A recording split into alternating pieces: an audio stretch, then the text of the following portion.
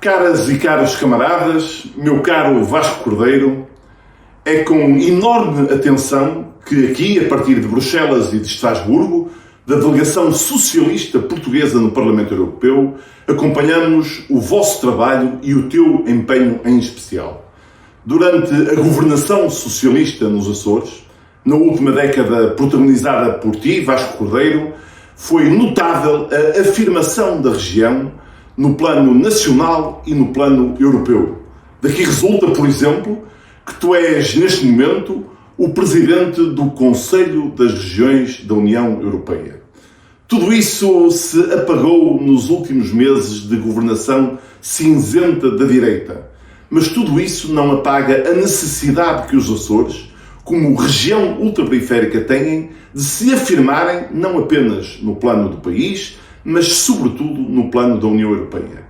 É indispensável essa afirmação para que os Açores beneficiem dos apoios que estão previstos nos tratados, na sua condição de localização geográfica própria, que lhes permitam, e às pessoas que moram nos Açores, aos açorianos, aceder a níveis de vida dignos. Conta, por isso, com o total apoio das deputadas e dos deputados socialistas no Parlamento Europeu. Força, vamos ao trabalho.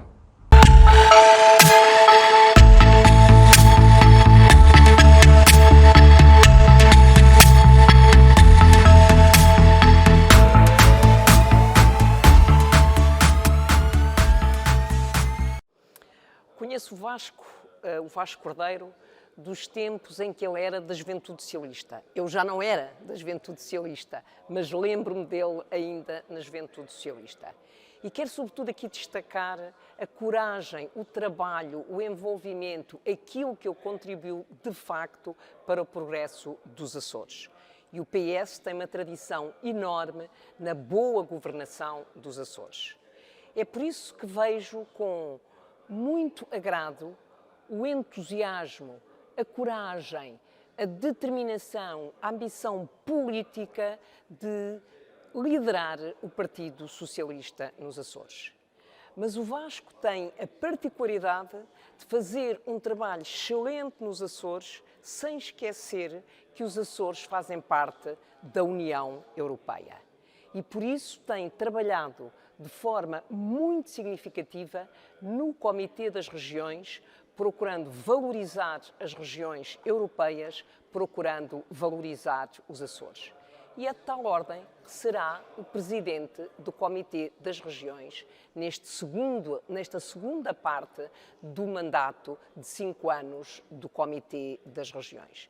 É por isso que deixo aqui uma mensagem de apoio, eu diria, de energia e de entusiasmo ao Vasco Cordeiro em mais este passo na vida política dele e do Partido Socialista nos Açores. Mes chers amis, cher Vasco, d'abord vous dire le plaisir qui est le mien, à travers ce message, que de pouvoir participer à vos travaux.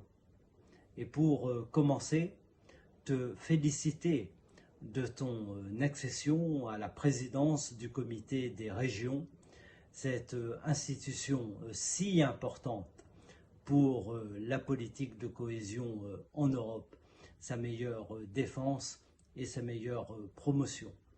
Et en tant que président de la Commission du développement régional au Parlement européen, je me réjouis vraiment de te retrouver dans cette responsabilité éminente, parce que tu es une grande voix d'ores et déjà pour la cohésion en Europe.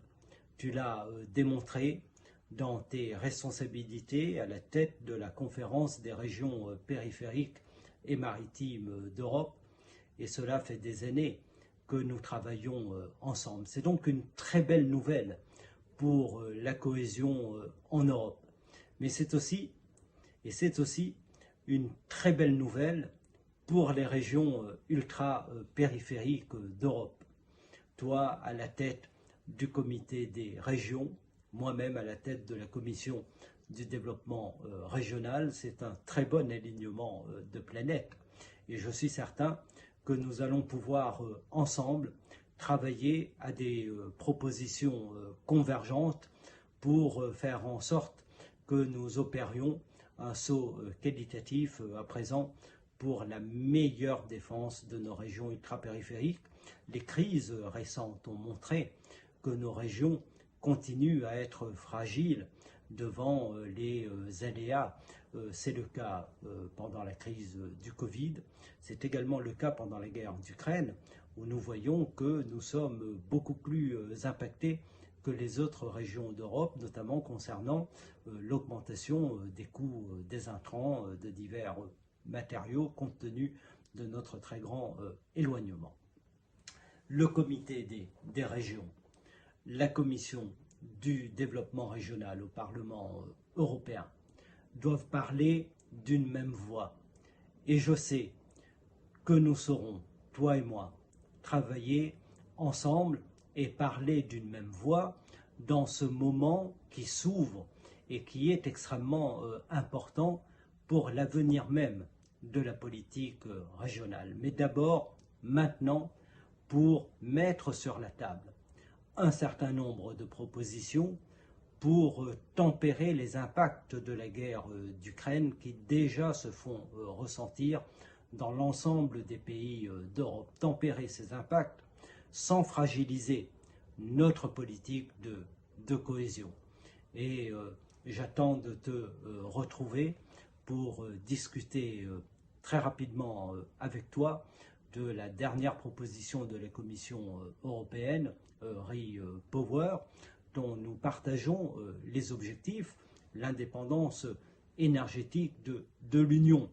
Et toi et moi, nous partageons depuis très longtemps cette conviction que nous devons nous libérer des dépendances extérieures. Et nous devons, s'agissant de nos régions ultra-périphériques, continuer à agir pour atteindre le 100% d'autonomie énergétique par les énergies renouvelables. Mais cela, et je te le dis, ne peut pas se faire par une fragilisation des fonds de la cohésion. Notre commission du développement régional a exprimé une position il y a quelques jours. Nous continuerons à agir contre les modalités de cette proposition et j'espère bien sûr pouvoir compter sur ton soutien.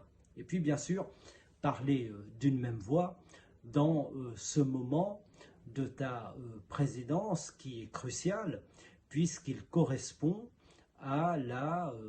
aux nouvelles propositions que nous aurons à faire pour le futur budget de l'Union ainsi que pour la renégociation de l'ensemble des règlements post-2027. Et là encore, je suis certain que les visions convergentes que nous avons seront très utiles. La très bonne collaboration entre le comité des régions et la commission du développement régional est tout à fait essentielle. Elle donne de la force, elle crée un effet d'entraînement. Et je suis certain que les propositions conjointes qu'il nous sera possible à présent de travailler ensemble pourront consolider cette grande politique plus que jamais nécessaire pour l'Europe. Je le dis toujours, l'Europe est née par la solidarité. L'Europe est née pour la solidarité. Nous avons vu pendant les crises que l'Europe pouvait mourir par manque de solidarité, mais que l'Europe ne pouvait survivre qu'avec de la solidarité. Et dans ce moment-là, il est extrêmement essentiel que ce sont des voix engagées, des militants actifs, comme tu l'es, pour la solidarité, pour la cohésion, qui puissent être aux responsabilités les plus éminentes. Je te le dis souvent, et je vous le dis à tous aujourd'hui, tu es une grande voix pour les politiques régionales en Europe.